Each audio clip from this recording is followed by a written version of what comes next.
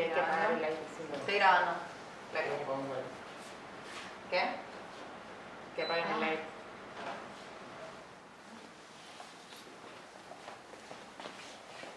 ¿Sí me ve? Espérame. ¿Cómo es su nombre? Gabriel. Ahí estoy. Malvinas, entrevista a Gabriel, toma 1. Decime para empezar tu nombre completo, fecha y lugar de nacimiento. Bueno, primero buenas tardes. Mi nombre completo es Gabriel Alejandro Flores. Nací el 27 de septiembre de 1963 en Córdoba, capital. ¿Cómo está constituida tu familia? Mi familia está constituida de la siguiente manera, o sea, tengo 2 hijas y un hijo del corazón. Rocío, que tiene 26 años, Guadalupe, que tiene 34, y bueno, Jeremías, que tiene 27, que es el hijo del corazón, digamos. O sea, yo me junté en mi segunda pareja, Jeremías era chiquito, bueno, hoy ya es grande, digamos.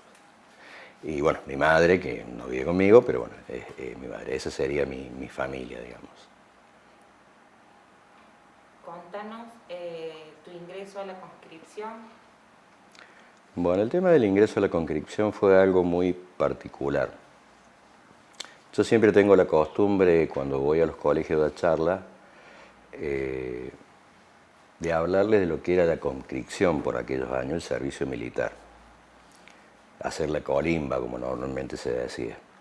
Y siempre lo comento yo entre los adolescentes, sobre todo del secundario, porque quizás con los chicos del primario puede llegar a entenderte algún niño de quinto, sexto grado. Entonces es más lindo poder contarlo en un secundario.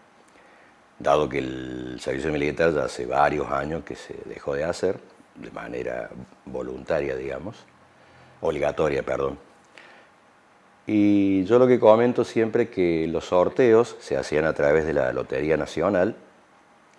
Uno iba al día siguiente de haber hecho el sorteo, que eran los 3 últimos números del documento, eso dictaminaba número bajo o número alto.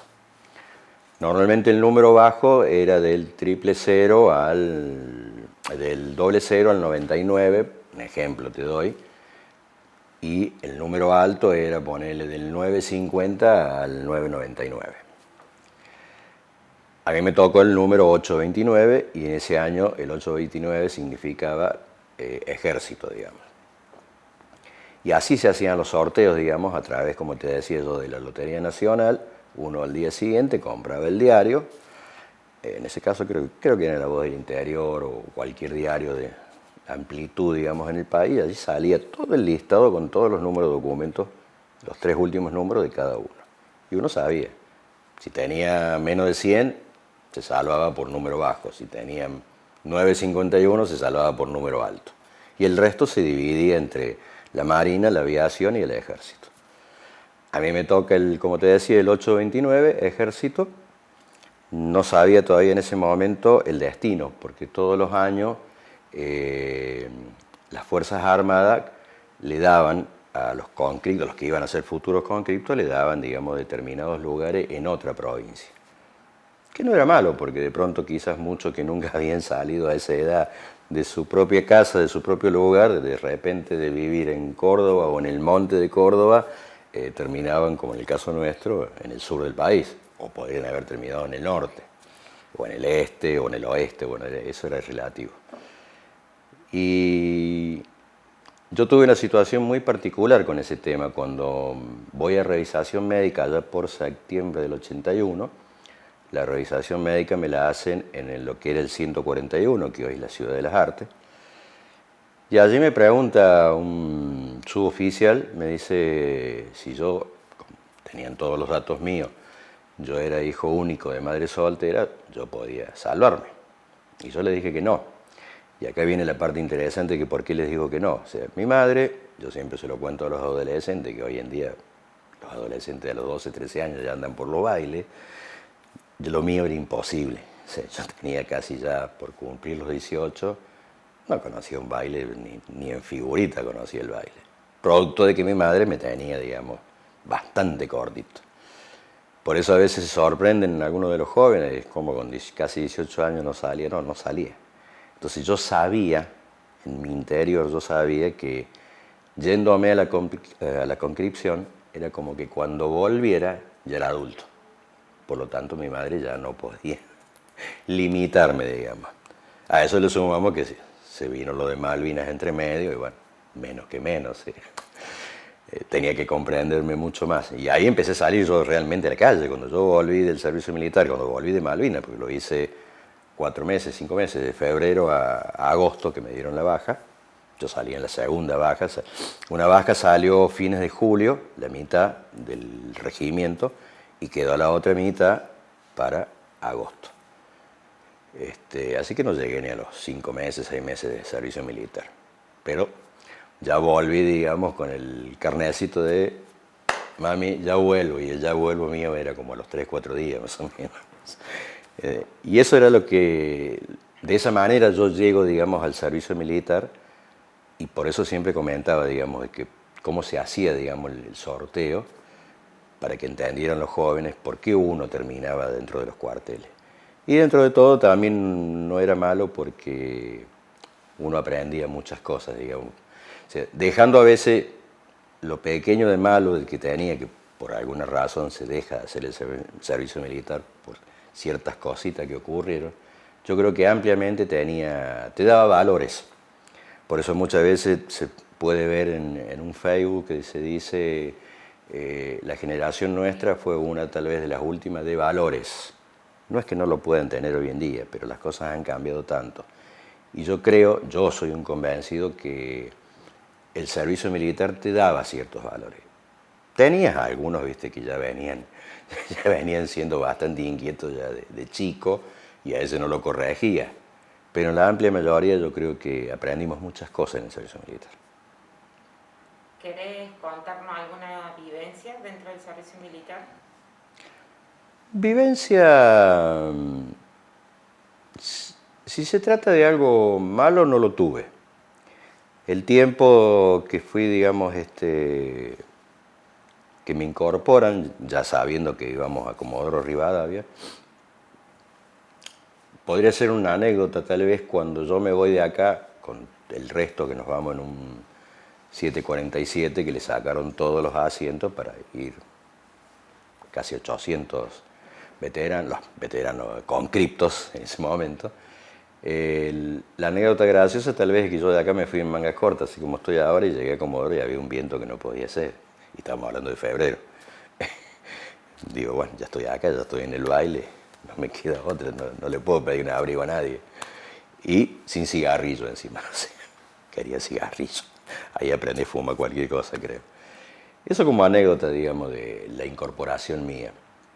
Y después el tiempo que duró hasta la introducción que se hizo, que en ese momento nosotros lo hacíamos en Campo Astra, que es un campo que está como unos 6, 7 kilómetros de donde está el regimiento, que en ese momento era el Regimiento de Infantería 8, hoy es Regimiento Mecanizado 8. Dejó de ser de infantería. Ese regimiento lo creó el general Manuel Belgrano en 1813, por eso hace un par de años atrás fuimos al agasajo de los 200 años del regimiento. Tiene su historia, digamos, porque ha participado en algunas batallas épicas de mucho tiempo atrás, digamos. Y como te decía, los 2 meses hasta que llega lo de Malvinas, casi 3 meses, 2 meses, en realidad 2 meses, no viví nada en particular, digamos, o sea, creo que era lo que sin conocer imaginaba que lo que era el servicio militar. Levantarse temprano, cumplir órdenes, tener educación física, o sea, lo que sería normal para mí, no sé, yo lo consideraba normal. Así que no sé si eso completa lo que quería saber. Sí, sí, completo. Bueno, vamos a ir a la guerra. Sí. La primera pregunta es, ¿qué recuerdos tenés del 2 de abril? ¿Dónde estabas? El 2 de abril, hay otra anécdota, digamos, anterior al 2 de abril. El regimiento, sobre todo mi compañía, yo estaba en la compañía B, porque se había hecho un desfile, entre tanta práctica de enseñarnos a desfilar, el ganar ese desfile entre las compañías, la A, la B, la Comando, el que ganaba el desfile se ganaba una semana de viaje a Córdoba. Bueno, ese desfile lo ganó, era ya por mediados de marzo, creo, algo así. Ese desfile lo gana la compañía de comando. Entonces estuvimos ahí a nada de ganar, porque se equivocó uno. El guía de derecho nuestro se equivocó en el paso que tenía que dar en el desfile y bueno, ganó la compañía de comando y se vino una semana a Córdoba. Pero después fueron pasando los días de marzo, casi llegando cerca del final de marzo, y se nos iba a dar la primera salida a Comodoro Rivadavia, a pasear por el centro de Comodoro. El regimiento está en el kilómetro 11 y bueno, teníamos ya todo listo para salir, creo que era un día viernes, si no mal recuerdo, que nos daban ese permiso para volver el día domingo. Imagínate que desde el 1 de febrero que no salíamos de adentro del regimiento, así que ir al centro de Comodoro era, no sé, como nos llevaran a Disney, ponerle más o menos. Y llegó una orden a último momento de que no nos iban a permitir salir porque en teoría había unas ciertas revueltas en el país. Que no eran mentiras, porque después uno en el tiempo se entera, bueno, que los gremios estaban intentando, ¿no es cierto?, salir a la calle después de tanto tiempo de estar reprimido por el gobierno militar. Entonces, no era mentira, eso se entera después uno en el tiempo, post Malvinas, que los gremios estaban haciendo ciertas escaramuzas buscando salir a la calle. Pero a la vez también había sucedido un hecho en la Georgia, digamos, que eso quizás adelanta, porque todos dicen que la recuperación de Malvinas era prevista para septiembre. Tal vez el hecho de las Georgia adelanta un poco el plan que conocían pocos, digamos, pocos del gobierno militar. Entonces nosotros nos quedamos con las caras largas porque dijimos no podemos salir a Comodoro después de casi 2 meses, por lo que según decían había ciertas revueltas en el país, sobre todo en Buenos Aires, todo ese tema. Y bueno, la mañana del 2 de abril nos levantan, como siempre, a las 6 de la mañana, nos llevan a formación a la Plaza de Armas y allí nos dan la noticia de que el Regimiento 25 había recuperado las Malvinas y que nosotros íbamos a ir en reemplazo del Regimiento 25. Te puedo asegurar que la algarabía que todos sentimos en ese momento en la plaza, más de uno dijo, qué bueno, los cordobeses vamos a ir a Malvinas, porque ese regimiento tenía mayoría de cordobeses. Los cordobeses vamos a ir a Malvinas, eso me acuerdo de esas palabras de muchos ahí en la Plaza de Armas. Y yo creo que era así, o sea, era una algarabía sin entender de lo que realmente significaba. Era una algarabía real de decir, bueno, lo poco que habíamos aprendido en la escuela primaria y secundaria, yo no la llegué a terminar en la secundaria por cuestiones de que, bueno, por ahí me llevaba materia, pero ya tenía hecho ya un 4º año a ese momento antes de ir a Malvinas. 3er año seguro completo. Entonces, más o menos, lo que siempre habíamos escuchado de Malvinas, quienes tuvimos la posibilidad de ir al colegio, que creo que éramos casi todos, era poco lo que sabíamos, poco, pero era como que teníamos la sensación de que íbamos a un lugar que parecía difícil llegar. Y a nosotros se nos daba esa posibilidad. Así que yo te aseguro que ese día, ese 2 de abril, nadie, absolutamente nadie, se le dio por pensar de qué hizo Galtieri, por ejemplo, por decirte algo. No, a nadie se le ocurrió eso. Bueno, el 4 de abril ya estábamos en Malvinas. Volamos, en el caso mío, en un avión civil, digamos, en un Fokker. Muchos otros los llevaron en la chancha, que se le dice los Hércules, y así llegamos a Malvinas. Llegamos el 4 de abril, como te dije. Yo me acuerdo perfectamente que cuando llegamos a Puerto Argentino, a los 2 o 3 días ya era Semana Santa. Estaba la coincidencia que caía justo Semana Santa. Y creo que fue una de las pocas cartas que yo le pude mandar a mi madre, que yo le escribí y le mandé contándole que estábamos en Malvinas. Así es como yo llego a Malvinas. Yo y la mayoría de ese regimiento, ¿no? ¿Cuáles fueron tus vivencias ya en Malvinas, pero antes de entrar en combate? Y las vivencias, yo siempre conté, y así lo pensé, ¿no? Yo de chico, de adolescente, no sé por qué, disfrutaba mucho de una serie televisiva de aquel momento que era Combate. Hoy si uno googlea, busca Combate, le va a salir. Era la típica de los Estados Unidos con los alemanes, o sea, los yanquis con los alemanes. Siempre ganaban los yanquis, obviamente. Y yo te digo la verdad, cuando llegué a Malvinas, y creo que a medida que fue pasando el tiempo, porque yo estuve desde el 4 de abril hasta el 14 de junio, el día del cese del fuego, digamos, que se firma el cese del fuego. O sea, hubo un acuerdo como para que no fuera rendición y se lo dibujó como cese de las acciones bélicas. Yo te digo, durante todo ese tiempo creo que era como que tenía incorporado ese juego. Yo me acuerdo, siendo adolescente, con un primo mío que ya falleció hace un par de años, el más grande que yo, mi tía tenía una pieza llena de cachivache, lo que buscara. O sea, vos entrabas y no sabía por dónde salía la pieza, pero bueno, era para eso, la pieza para tirar cachivache. Y ahí jugábamos a los soldaditos, por decirlo así, al combate. Yo no sé si me quedó esa imagen así de que estando en Malvinas era como una especie de juego. O sea, es muy loco lo que te digo, pero era como un juego para mí. Tuvimos los primeros días, como te dije, en Puerto Argentino, después nos cruzan en helicóptero, nos cruzan a la otra isla, a Bahía Foc, porque se presumía que tal vez podía haber el desembarco sobre esa bahía. En definitiva se hizo sobre San Carlos.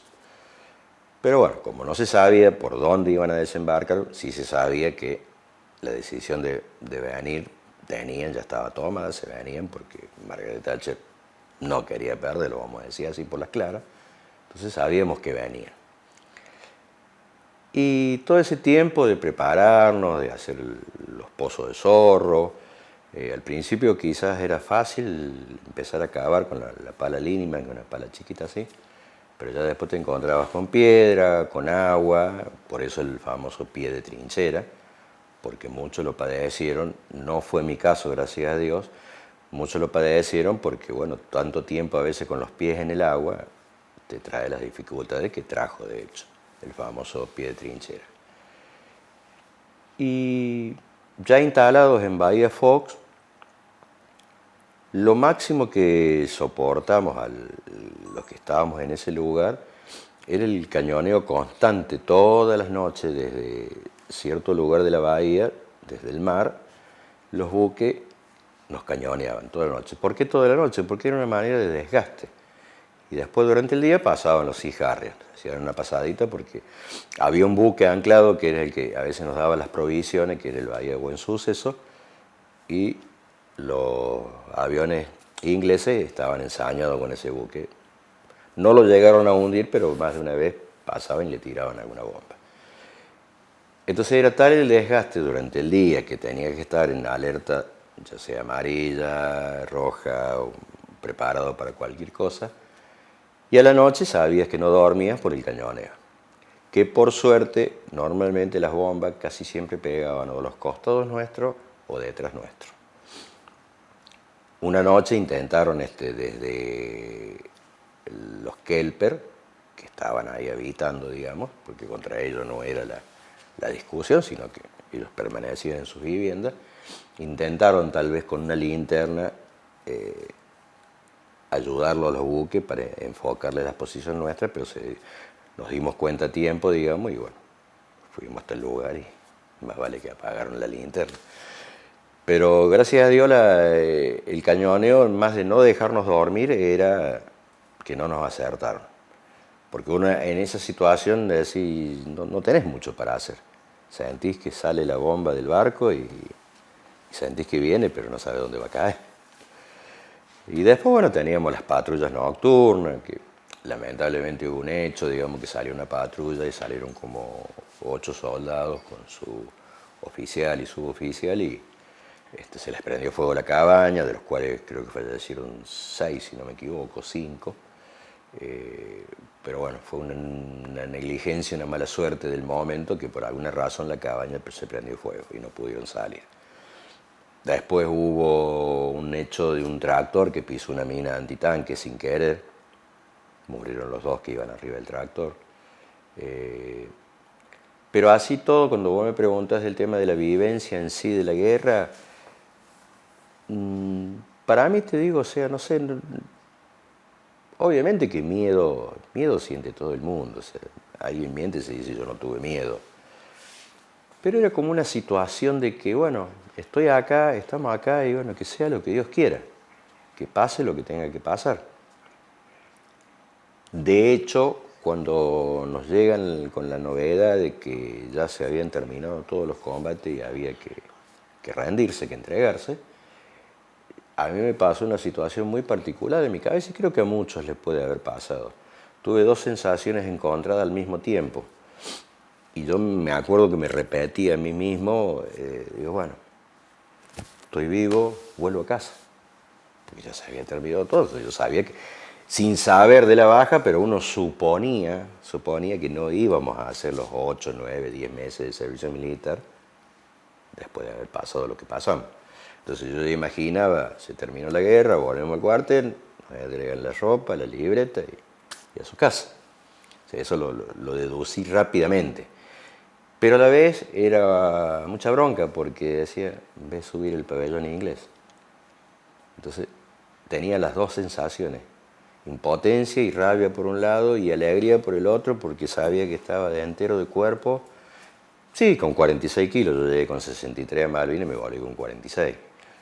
Eso era lo único, me tenía que recuperar. Por eso también salí, digamos, la última baja, porque era como, bueno, hay que engorda como se engorda el lechón, ¿viste? Lo vamos a engordar para mandarlo prolijito a la casa, ¿viste? Eso fue lo único duro de haber vuelto con 46 kilos, digamos. Porque había mañanas que, hay una de las mañanas que yo me acuerdo que dice, ahí nos traen chocolate, dice el chocolate. No, era un caldo y no tenía ni fideo el caldo, ¿viste? Pero bueno, era supuestamente chocolate, o sea, era agua. Pero bueno, se hacía lo que se podía, se comía lo que se podía, porque en algún momento los Hércules ya no podían abastecernos, más allá de que se dijo que todo lo que se había recaudado entre el oro, la plata y demás cosas, servía para abastecer un ejército durante 5 años. Pero lo que pasa es que los bloqueos que te imponían los ingleses lo obligaban a veces a los Hércules no poder transportar la mercadería y a veces hacían hazaña los Hércules realmente volando a ras del agua prácticamente para intentar. Después hubo una situación de un Hércules que intentó traer mercadería en el medio de los días que duró la guerra. Intentó traer mercadería y bueno, se los confundió con otro avión y se le tiró una ráfaga, el Hércules por suerte se fue. Entonces como diciendo, no, si me van a tirar no les llevo más. Nos están confundiendo, ¿viste? Pero bueno, esas cosas, digamos. No tengo malos recuerdos de Malvinas, yo, digamos. Sí tengo conocidos, ¿viste? Que les afectó muy mucho. En el caso mío, vuelvo a hacer hincapié en lo que dije, fue como un juego haber estado en Malvinas. Quizás si me tocaba peor la situación de estar en combate directo, no sé si hubiera pensado lo mismo que pienso ahora. No sé si me hubiera afectado o no. Creo que eso también está en cada uno. Tengo compañeros que han estado en pleno combate y bueno, por suerte no los afectó tanto como a otros sí. Y tengo compañeros que estuvieron en el lugar donde yo estuve, que lo único que se soportaba era mucho cañoneo y bueno, los ataques durante el día de la aviación y fueron algunos afectados. O sea, creo que está en cada uno cómo la vivió, digamos, cómo sintió la guerra.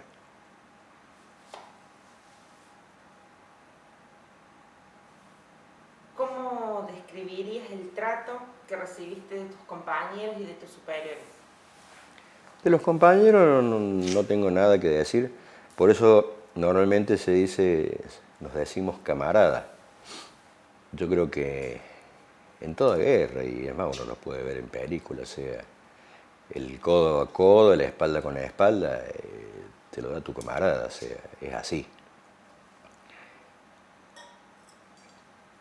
Pasando al tema de quién tiene la cuestión de de ordenarte, de dirigirte, de cuidarte, que sería tu suboficial u oficial en su defecto.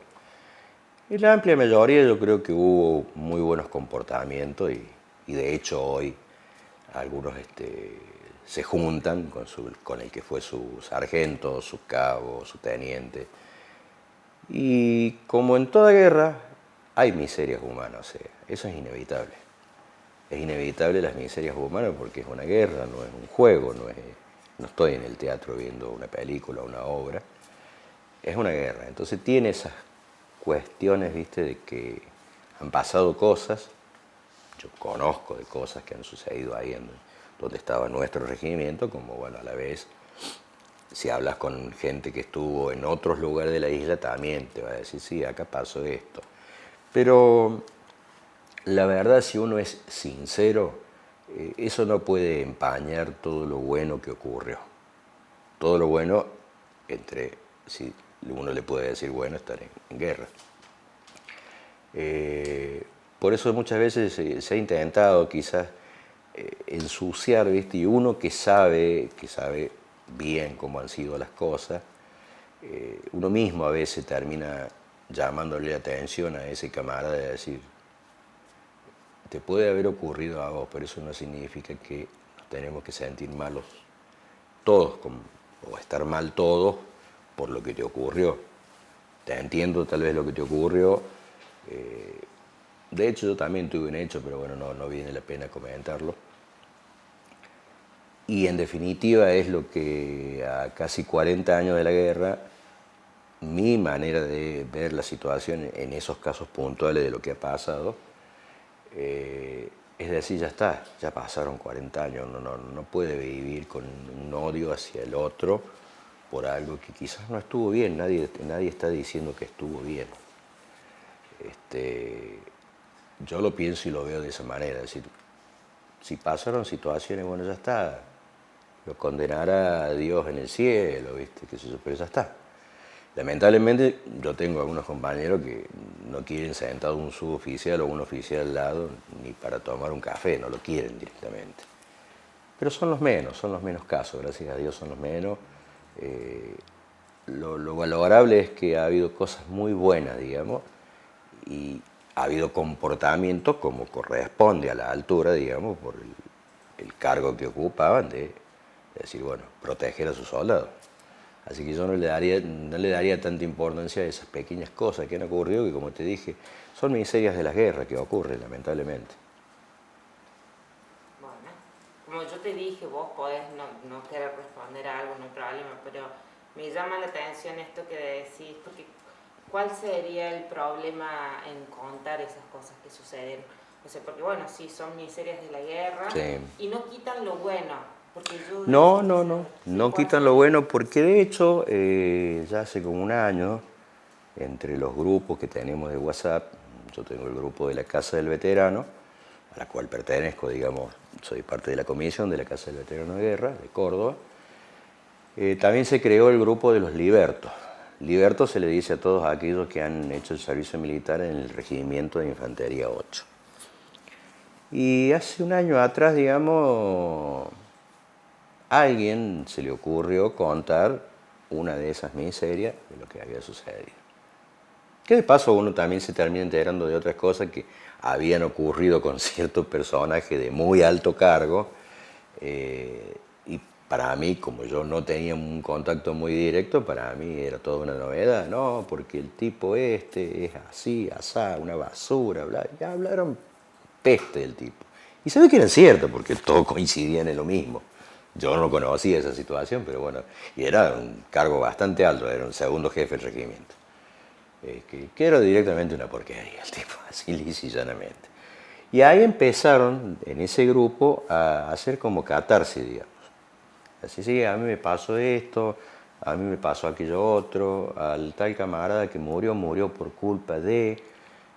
Y bueno, y fueron como bien tomadas por un momento esos comentarios que iban haciendo cada uno su propia catarsis, y otros medio como que no les gustaba, de decir, no, este grupo no está para eso, pero creo que en definitiva la idea, después se cortó eso, fue un tiempo que duró 2 meses, ponele que cada uno fue soltando lo que tenía adentro, Y era como que era una necesidad de contarlo y ya está. Ya lo conté, listo, ahora no me llevo a mi tumba, no me llevo ese odio, esa bronca. Ya pasó. Por eso te digo que... Y en el caso mío, que no le quería dar importancia porque ya está, no la tiene, pero lo puedo comentar. Tuve la posibilidad, digamos, de poder hablar con esta persona, porque yo agarro y cuento mi situación. Ya a todo esto hacía como 3 meses que todos venían contando las pequeñas cositas que le habían pasado.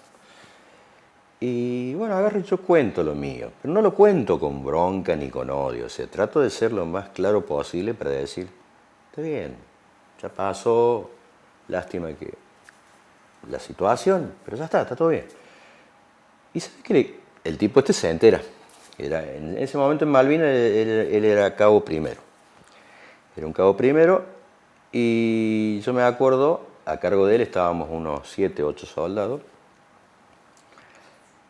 y no teníamos cigarrillos. Yo fumaba, algunos no, pero entre los que fumábamos estaba yo. Y un día me metí al pozo de zorro de él y tenía 10 cartones de Ken. No sé si alguien conoce los cigarrillos Ken. Bueno, creo que no vienen más los Ken. Que encima desde Ushuaia lo traías sin impuestos, bueno, era mucho más. Pero no eran 10 etiquetas, eran 10 cartones. O sea, 100 etiquetas. Bueno, yo agarré y le saqué un cartón. Obviamente se ve que el tipo los tenía contados los cartones y los bailó al resto, y el resto me tuvieron que mandar al frente, obviamente. Bueno, fue en búsqueda mía, me sacó el sable y bayoneta y me llevó por la colina con el sable y bayoneta en la espalda y me daba, y bueno, que yo seguramente había sido una basura en la vida civil, que mi madre seguramente era esto, era aquello. O sea, me humilló, me basurió el tipo. Y por último dijo de que si entrábamos en combate él me pegaba un tiro. Le digo, bueno, veremos quién pega primero, porque si me ha prometido un tiro tendré que pegarte yo. Pasó ese hecho, volvimos a Malvinas, volvimos al regimiento. Me jodió 2 o 3 días, yo estaba con 46 kilos. Me jodió, me humilló, me molestó 2 o 3 días, después no me jodió más. Entonces yo comenté ese hecho y el tipo entra en el grupo, dice, me llama por privado, dice, disculpa, me dice, te escuché, dice que me nombraste a mí. Sí, le digo, pero está todo bien. Si yo no me acuerdo, dice, de ese hecho. Ah, bueno, si no te acuerdas, no fue un hecho así nomás. Pero bueno, me pedía disculpas si es que había sucedido, nada más que él no se acordaba. Está bien. Yo lo perdoné, hace rato que lo perdoné. Pero quizás tenía la necesidad de decir esas cosas feas, ¿no? Porque decir, te saqué un cartón. Bueno, sí te robé, bárbaro, te robé un cartón de cigarrillos. Quizás hubiera sido, pero yo no sabía que vos tenías 10 cartones. Lo lógico hubiera sido, mi cabo primero, no tiene cigarrillos. Bueno, quizás hubiera sido lo lógico de mi parte. Estuvo mal que yo entrara al pozo de zorro de él y le robara un cartón. Pero también estuvo mal la acción de él. Es decir, si él sabía que en el momento que estábamos ya casi finales de la guerra, los últimos días tal vez, sabía que un cigarrillo para un fumador y tenía 10 cartones. Entonces, no sé quién de los dos tuvo más mal, digamos. Y bueno, eso, pero ya está, ¿viste? O sea, y así como esa hubo muchas cosas que fueron contando en este grupo y bueno, ya está, es como que se alivió, listo. Pero eso, como te digo, no puede empañar para nada todo lo bueno que ocurrió.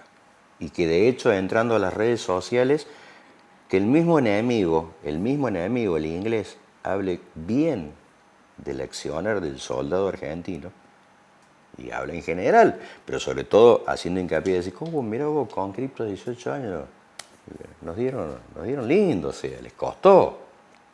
Y es cierto cuando cuenta Aldo Rico, que cuenta que la proporción de ataque era 10-1. O sea, había un soldado argentino, atacaban 10 ingleses. Por eso también está en duda cuando, según ellos, dictaminaron que en el 2072 se van a abrir los archivos en Inglaterra para saber todo. Entonces va a decir, ¿cómo? Si atacaban 10, acá había 1, como ejemplo. No caían 2, caían 6, 7 de ellos. Y así, exponencialo, se va a decir, no, ellos no tuvieron 200 muertos, ellos tienen que haber tenido mucho más, pero no la cuentan. Pero bueno, eso es en general, digamos.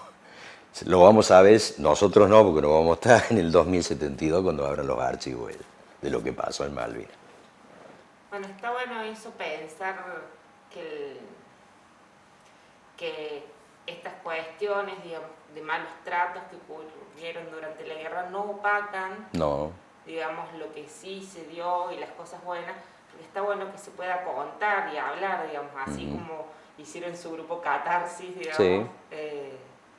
Está bueno, digamos, poder... Porque lo malo de esto, que de hecho se intentó hacer, y creo que la amplia mayoría no le dimos apoyo a eso, desde un cierto sector de agrupación de veteranos de guerra, se intentó utilizar todos estos hechos como para actuar en contra del Estado y pedir recompensa, por decirlo así, por los daños físicos y psíquicos.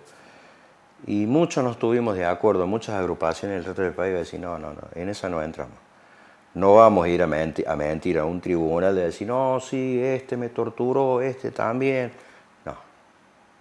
Hagámonos cargo de las cosas que pasaron, de las buenas y de las malas, pero no, la mayoría de los grupos de veteranos de guerra no se quisieron meter en esa incursión de que algunos pocos dijeron, bueno, la juez tal o el fiscal tal nos apoya y vamos a ir a un juicio contra... No, paremos un poco, porque no es así.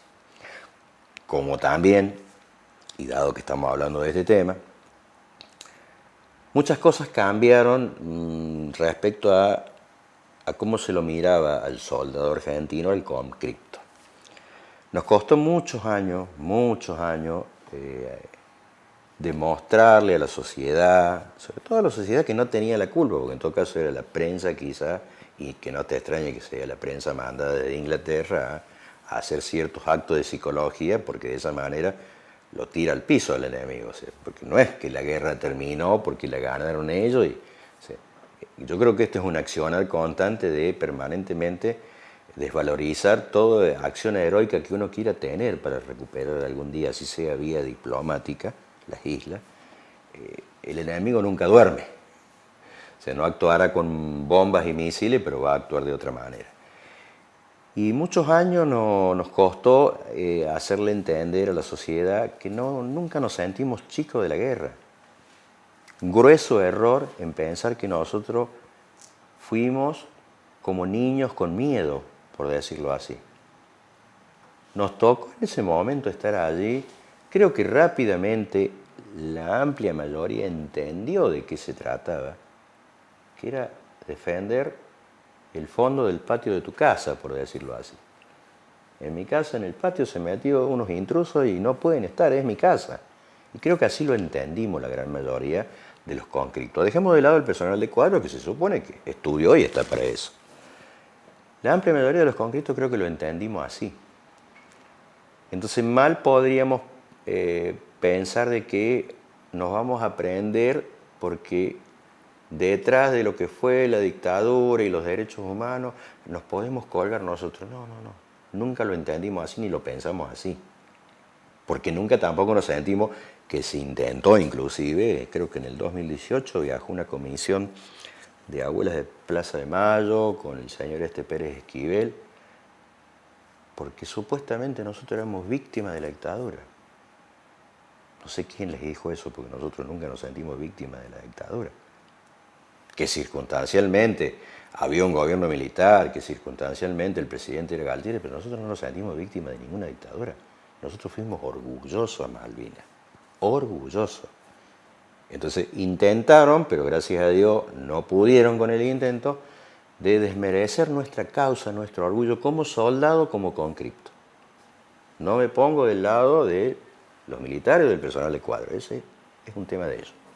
Y ya fueron juzgados y toda la historia, así, pero no tiene nada que ver con lo que nos... Y ese es un problema que muchas veces estamos teniendo cuando vamos a dar charlas a los colegios, que a veces algún preceptor, alguien cercano a nuestra edad, que ha tenido claro lo que ha pasado en la época de la dictadura, intenta con una preguntita, viste, que es media molesta a veces, como diciendo, pero usted, nosotros orgullosos de haber estado en Malvinas. Entonces eso es lo que estamos últimamente intentando dejar en claro, o sea, que no nos confundan, no tenemos nada que ver con el gobierno militar. Fue una casualidad que tuviera el gobierno militar. Si hubiera habido un gobierno democrático y el gobierno democrático hubiera decidido que manda oficiales, suboficiales, y bueno, ya que está, mandamos los conscriptos, y bueno, ¿estaríamos enojados con el gobierno democrático? No, tampoco.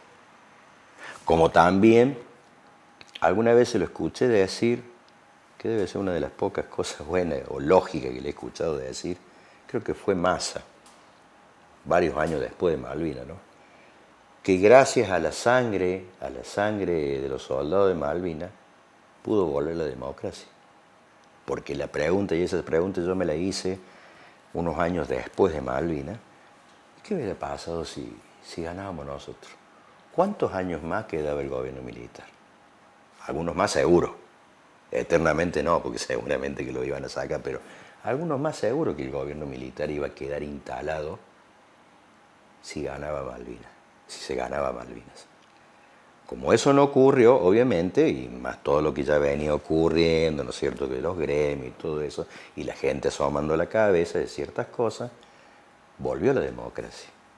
Entonces la pregunta es, ¿no volvió gracias a la sangre de Malvinas? Porque eso apresuró todo. Obviamente, ya el gobierno militar en ese momento ya no tenía más excusa de nada. Perdió la guerra, ya tenía ciertos problemas, no le queda otra que tener que entregar el poder y que vuelva a la democracia. Y se lo escuché decir a Massa varios años después. Por fin digo, qué bueno que se den cuenta que si hoy gozan de ciertos privilegios la política, es gracias a ese hecho, lamentablemente. Entonces son cosas, viste, que uno trata hoy de dejar en claro cuando a veces nos pasa en los colegios que nos quieren confundir y mezclar con algo que no tiene nada que ver. O sea, yo voy a vivir y voy a morir orgulloso de haber ido a Malvinas, no importa quién me mandó, no me interesa. Claro, la idea sería poder separar, digamos, porque el orgullo y el heroísmo no necesariamente tienen que negar eso, pero bueno, no importa, está bien. Te hago otra pregunta con respecto a la guerra. ¿Te sentías preparado para ir a la guerra? No, creo que nunca lo pensé, eso es algo lógico. Hacía 2 meses que estaba haciendo la conscripción, o sea, imposible sentirme preparado. Creo que era más el impulso de estar en el lugar y de decir, bueno, esto es mío, por decirlo así. Listo. Aprenderé de golpe lo que tenga que aprender, pero preparado nunca. Es imposible que algún conscripto, ponele que fuera de la clase anterior, que habían quedado algunos de la clase 62, ponele que tuviese tal vez, pero no sé, lo pondría en duda. Pero supongamos que sí, pues ya tenía 1 año de conscripción adentro. Pero en el caso de los que ingresamos ese año, no. No, es el orgullo de estar y de decir, bueno, que sea lo que Dios quiera.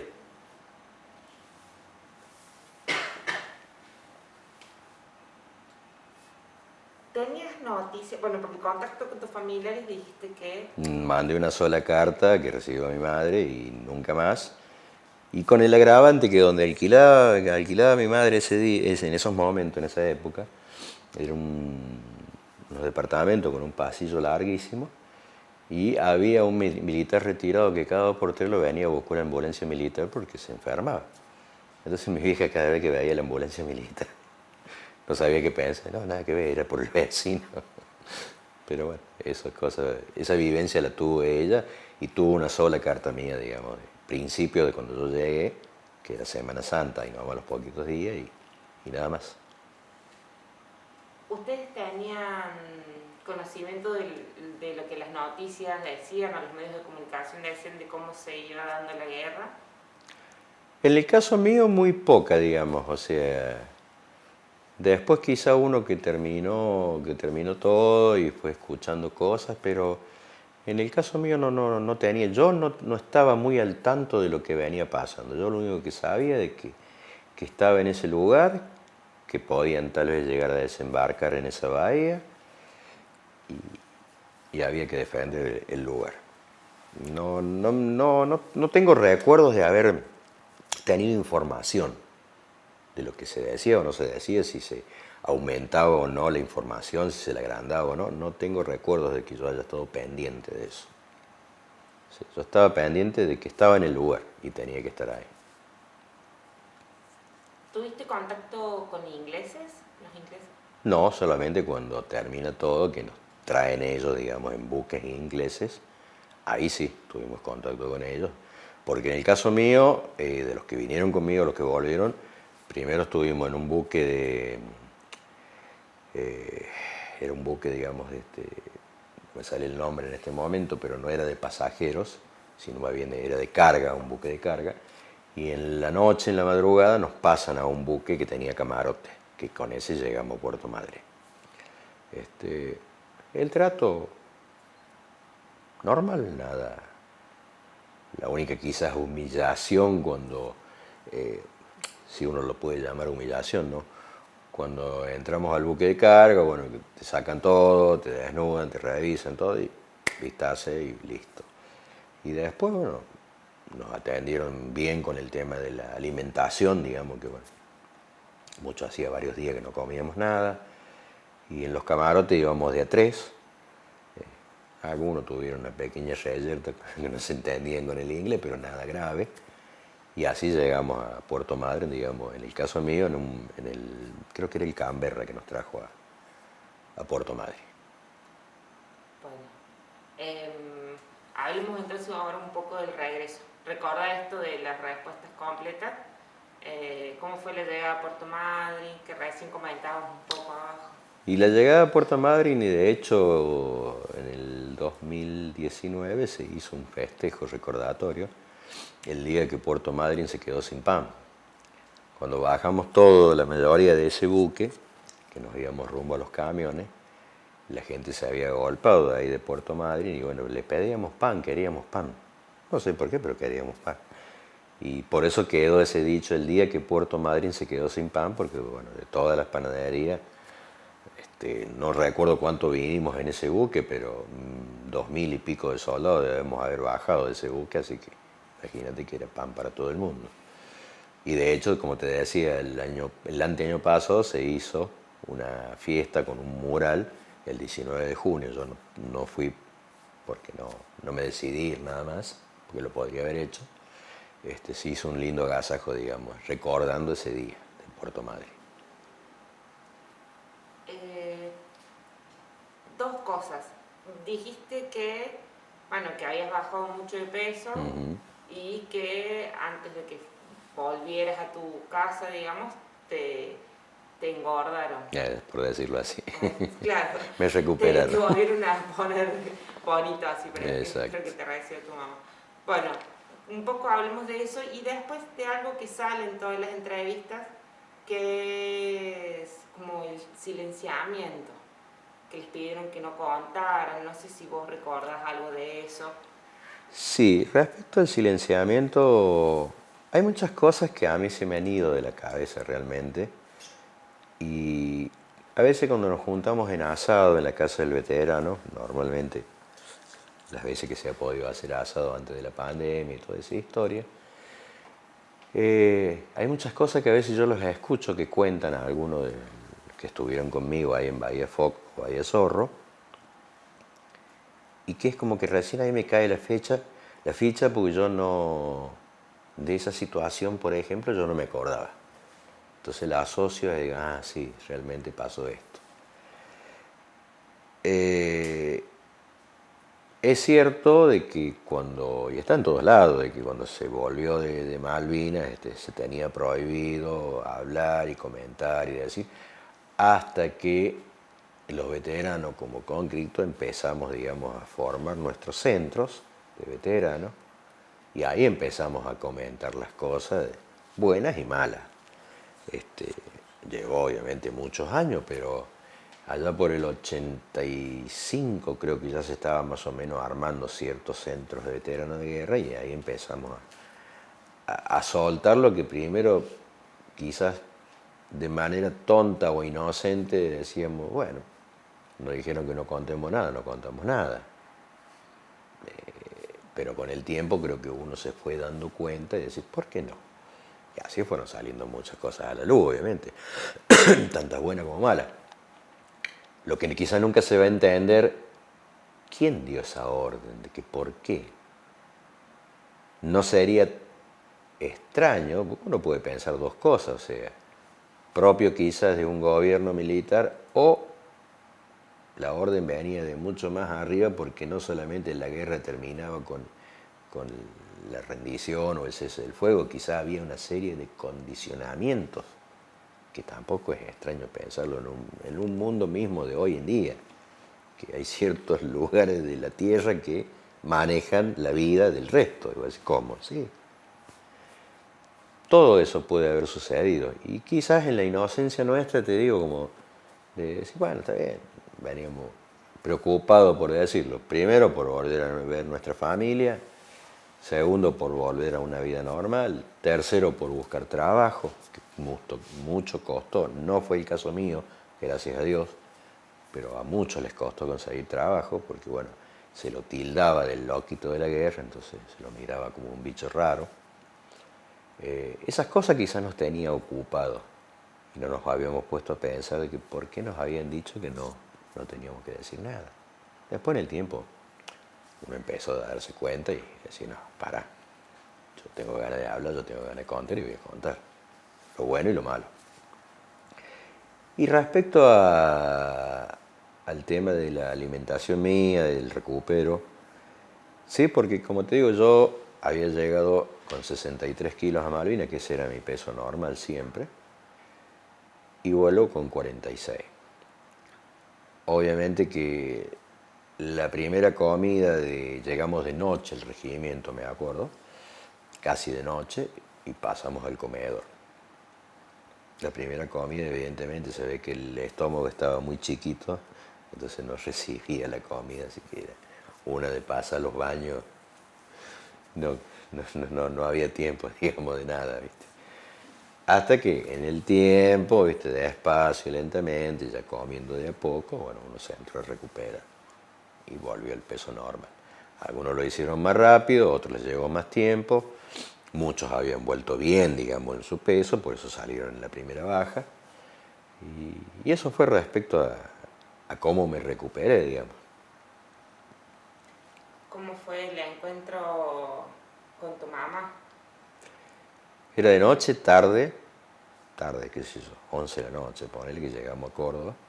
Habían salido como 3 o 4 colectivos de Comodoro que nos traían a todos, esa tanda. Llegamos a la terminal, mi vieja sí sabía que ya en pocos días me daban la baja, porque ya había hablado yo desde el cuartel, había hablado por teléfono. No sabía exactamente cuándo, pero sabía que en pocos días me daban la baja. Así que llegamos acá a Córdoba, a la terminal vieja. De allí creo que agarramos un taxi con un camarada que falleció el año pasado, de Santa Rosa de Río Primero, Martín Carnero. Él en realidad primero vivía en Monte Rosario, está metido en la parte del monte, digamos, y después se fue a Santa Rosa de Río Primero. Y me vine con él a casa, porque claro, él vivía en el medio del monte, así que ¿a dónde se iba ahí a las 11 de la noche? Así que lo tuve 2 días, creo, en casa, y llegué a casa, bueno, mi viejo obviamente no podía creer verme parado ahí en la puerta.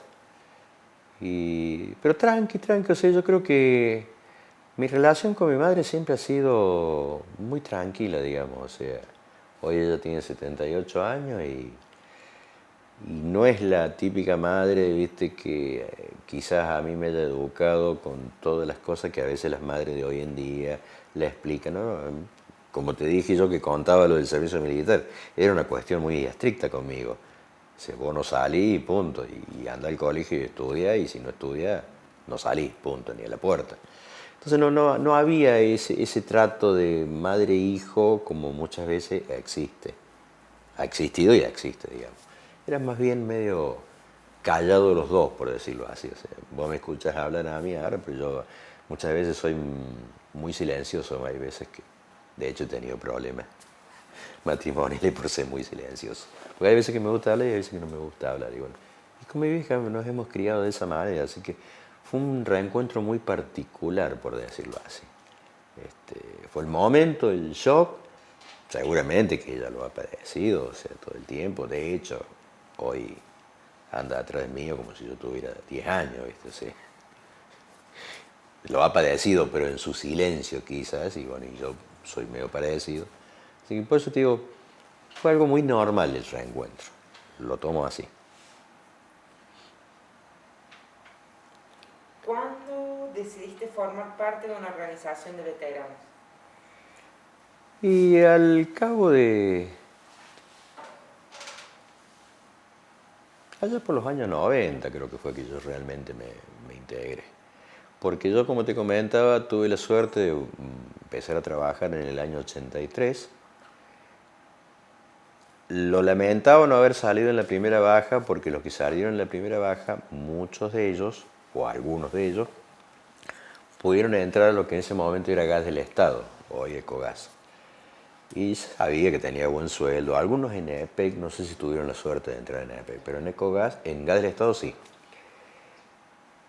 A mí me llega en el año 83, en mayo del 83, me llega, el mismo día me llegan 2 telegramas, uno del ferrocarril y otro del correo.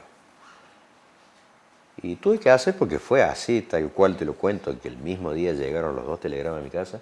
Digo, bueno, un tatetí, ¿cuál elijo?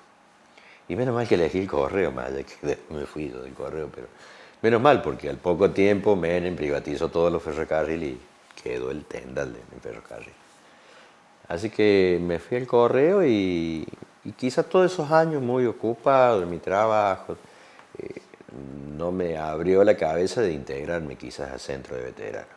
Después con el tiempo sí, ya me fui acercando, se conformó mucho la unión que se le llamaba, que estaba dentro del mismo PAMI, el PAMI Córdoba, estaba la Unión de Veteranos de Guerra. Y después ya me integré a lo que hoy participo, que es la Casa del Veterano de Guerra. ¿Sufriste de algún estrés postraumático luego de la guerra? No, he tenido problemas quizás a veces para dormir, pero no lo considero algo tan serio. No lo considero tan serio. O sea, creo que más o menos la he piloteado, por decir la cuestión.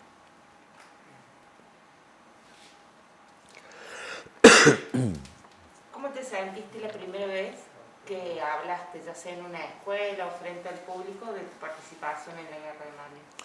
Bien. No recuerdo en qué año empecé a hacerlo, pero tampoco hace mucho. Ponele que haga... si estamos por llegar a los 40 años, debe hacer como 15 que yo participo de charlas en los colegios. Unos 15 años más o menos. Sí, por allí. Pero bien, bien, bien. A mi manera, como siempre digo, yo trato de empezar la introducción de cómo es, cómo uno llega a ser incorporado, para que entiendan los jóvenes de hoy qué es lo que existía antes, digamos, por qué uno llegaba al servicio militar. Pero no, generalmente me he sentido bien conversando. Y bueno, la última pregunta que te haría, después si vos querés decir algo más, contarnos algo más, totalmente libre. ¿Qué sentís al hablar de Malvinas, de la guerra, luego de 40 años? ¿Qué siento? Me gustaría que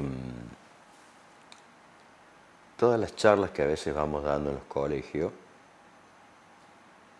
que en realidad no es responsabilidad del docente, mucho menos de los alumnos, pero de que el Estado tomara en cuenta esas cosas y accionara algo para empezar a tomar en serio todo lo que uno cuenta, digamos, estando en vida. Se intenta hacer una política dentro de la educación para que Malvinas sea un tema, digamos, a estudiarlo. Pero es como que todavía no alcanza, digamos, o está hecho a medios tinta. Y La perspectiva mía es que sigan ocurriendo. Lamentablemente, este año y el año pasado tuvimos que cortar por esto de la pandemia. Pero si no, era como que esperábamos con ansia que llegara el 2 de abril o unos días antes. Y siempre hemos tenido charlas desde el 28 de marzo hasta el 14 de junio. Y porque no damos abasto a veces, porque inclusive tenemos muchos compañeros que no les gusta hablar delante de nadie, entonces no los podemos sumar y por lo tanto no podemos abarcar todos los colegios, porque a veces nos quedan colegios de lado porque no nos dan los tiempos. Ponele que acá en Córdoba ciudad somos unos 600 veteranos de guerra y los que nos sumamos a las charlas seremos 30 o 40. El resto porque no se anima, porque tiene vergüenza, porque no quiere, porque no tiene ganas. Bueno. Entonces a veces 30 o 40 veteranos no llegamos a todos los colegios, ¿viste? Pero nos gustaría poder llegar a todos. Bueno, no sé si quieres agregar algo más, contarnos algo más. Y respecto, no, creo haber sido bastante amplio. Como te decía, cosas puntuales de Malvinas, pocas y nada. Por ahí algunas cosas, como yo te comentaba, que se me habían ido quizás de la cabeza y conversando con otro. Sí, ¿te acordás del día del helicóptero ese que nos confundió, que lo confundimos, que se le disparó?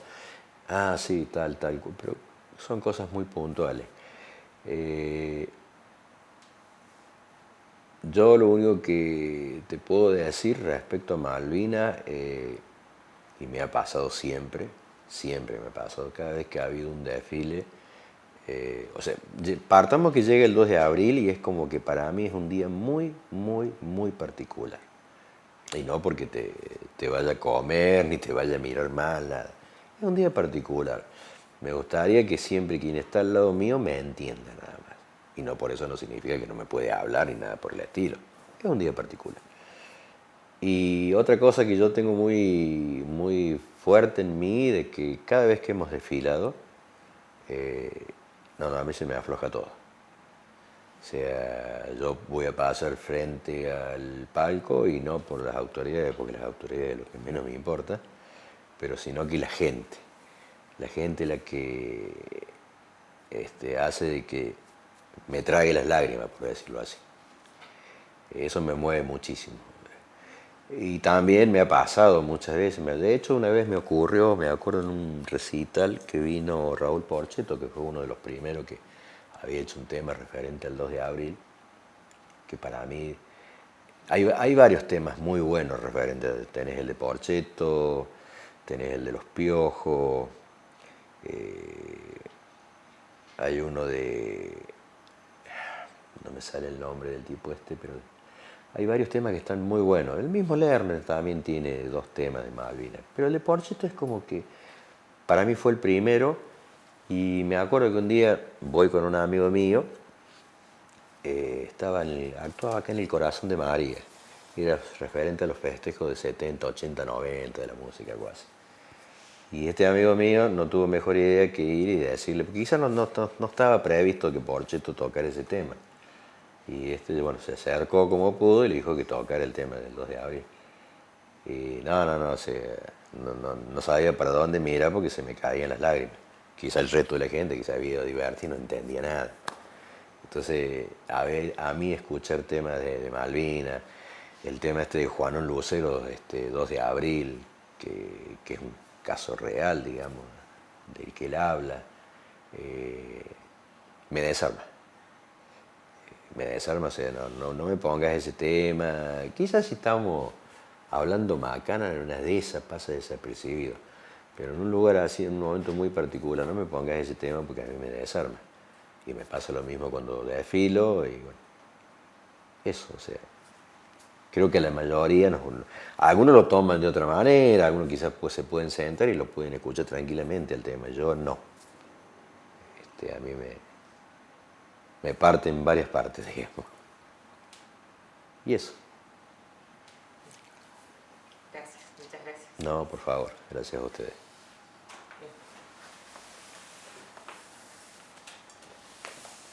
Gracias, Valeria. Bueno, listo. Espero que les haya sido útil.